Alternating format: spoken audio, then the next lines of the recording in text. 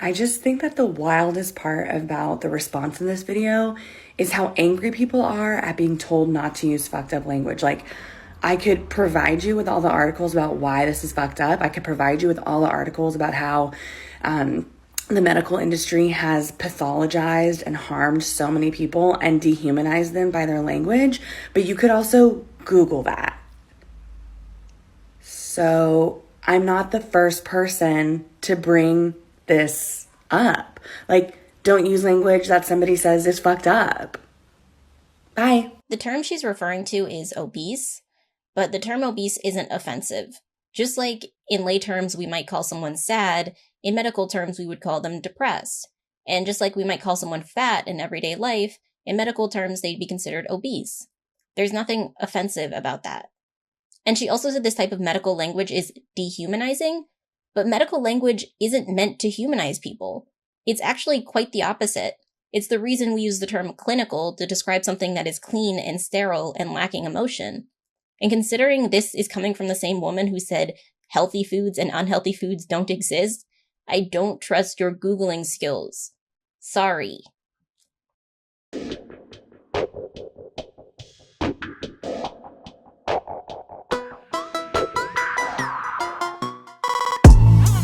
If you are someone who wants to use inclusive language and you love to talk about inclusivity, then you have to stop using the word obese and obesity. Thank you so much. Have a good day. This is the video she was responding to in the previous clip, but I want to show this video because I'm so confused why the term obese isn't considered inclusive. Like, she said before it's offensive and dehumanizing, but how does the word exclude anyone from anything? People talk about inclusive clothing sizes or use terms like Latinx to try to include a wider array of genders in their speech, but what does the term obese exclude you from? She just took a buzzword like inclusive and added it to the word obese without explaining it or having it make any sense at all. I'm really confused how the term obese excludes anyone. The only way you could say it excludes anyone is it excludes obese people from being considered non-obese. But I thought in the fat acceptance community, you wanted to be separated from skinny people. So someone explain this to me. Fat girl hot take. The most famous chefs know how to cook more than one dish. The most famous actors know how to play more than one part. The most famous, writers can write more than one character. So why is it that the most famous designers can only dress one body? Explain it to me. The logic behind this take really confuses me. If you want to compare being a clothing designer to being a chef, then each individual clothing item would be considered an individual dish. Of course, designers can make more than one outfit, just like chefs can make more than one dish. A designer being able to make clothes for multiple bodies is more akin to comparing a chef being able to make multiple cuisines. In which case, that's their choice, and it doesn't make them a bad chef. I just think this is a really bad analogy. I don't know who needs to hear this. Apparently a lot of you do. But posting yourself before and after you eat as a thin, conventionally attractive person is not doing what you think it's doing. A lot of times people do this with the intent to normalize bodies or whatever, but like, your thin body is already normal. And no one's mad that you're thin. No one's mad that you're like trying to be helpful. People are upset that you're essentially body checking on the internet. Trying to have a positive platform to help other people with their insecurities or help them love themselves is great. But if you're doing something harmful, you need to own up to it, understand and learn from it, and delete it. You live and you learn, that's completely fine. But just know doing that is not helping anyone at all. I'm sick of fat activists saying that acknowledgement of thin people's bodies is body checking. Especially this woman, because she seems particularly preoccupied with this topic. But simply acknowledging parts of your body is not body checking. And fat activists only have a problem with this type of body checking when you're referencing body parts that are considered conventionally attractive, like being thin or having a small waist. But let me show you this trend that other fat women have done on TikTok. It's women talking about having a bee belly, which is a specific shape of their stomach that shows from a profile view. I'm in the shape of a bee. It goes out, it goes in, and then right back out. Because I'm a bad bitch. I'll show it to you again. So I have this upper part and then a lower part and then this like waistband line in the middle. Now, I don't really care if people want to bond over the shape of their stomachs, but considering this woman considers a skinny person simply talking about the shape of their body's body checking, why haven't I seen her make a video scolding these people for talking about the shape of their bellies in a positive way? Could it be because seeing people show confidence in parts of their body you are jealous of or insecure about not having makes you upset, so you try to make other people's joy in their bodies seem like a bad thing because you're projecting instead of working on your own bad relationship with your body? Who knows?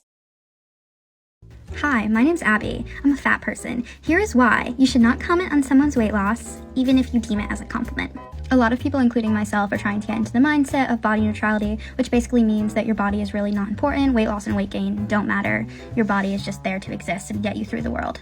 And the mindset of weight loss being a good thing is really, really hard for a lot of people to let go, especially people who've been fat for a long time, because that's been the center of their minds for a good amount of their life. So if you see someone losing weight and you congratulate them and you make it a positive thing, in their mind, they're going to be like, weight loss, good.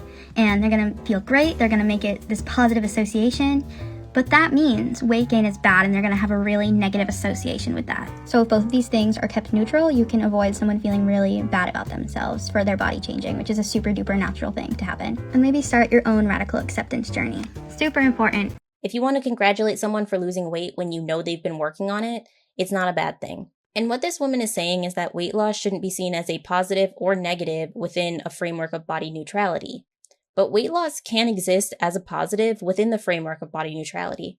If you believe your body is simply a vessel to get you through life, it is reasonable to want that vessel to be as functional and efficient as possible. And if you are very overweight, your body isn't going to be the best vessel to live your life with.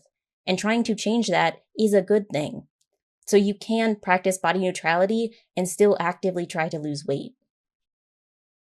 First of all, my comment was kind of a half joke. I have 4 thin friends, and if you would like me to name all of them, I can. Now, the difference between thin people only wanting to hang out with other thin people and fat people only wanting to hang out with other fat people is that fat people are traumatized and oppressed by thin people. So they do it for safety reasons. Thin people, not wanting to hang out with fat people, only other thin people, they are just fat phobic and horrible people, most likely. Skinny people are fat people's oppressors. Fat people are not thin people's oppressors. It is a very, very simple concept. There are only so many times you can deal with someone half your size standing in front of you and saying, "Ugh, I feel so fat and gross." There are only so many times. And it is guaranteed that that will not happen with other fat people. My thin friends are great. They listen to me. They're awesome people, but I will always feel safer and more understood around other fat people. And it doesn't go the other way around, dude. This video is honestly pretty sad. It's clear this woman has been bullied or hurt by some thin women before, and it's taken its toll on her self-esteem, but that's still not oppression. There are a bunch of fat people that have bullied thin people before, but it's not fair to call all fat people oppressive. What you've experienced sounds more like trauma than oppression, and fat liberation won't fix that. It just won't. That's what therapy is for, and that sounds like what you need.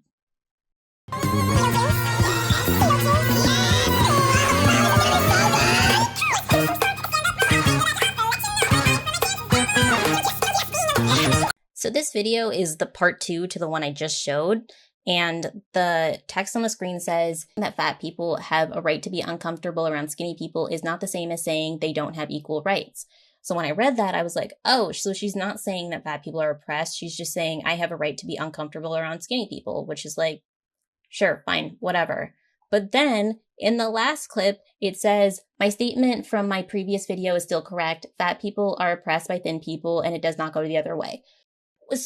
Okay, didn't you just say that you don't have less rights as a fat person, but then you're saying you're still oppressed? Lack of rights and oppression go hand in hand.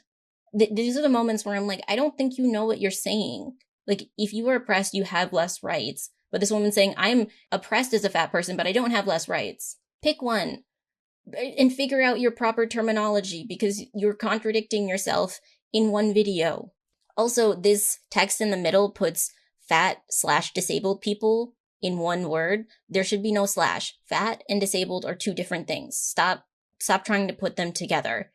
And this entire text in the middle is basically her being like, I know I have more privilege as a white person being fat, but I'm still oppressed, but I'm not as oppressed as people of color and disabled people.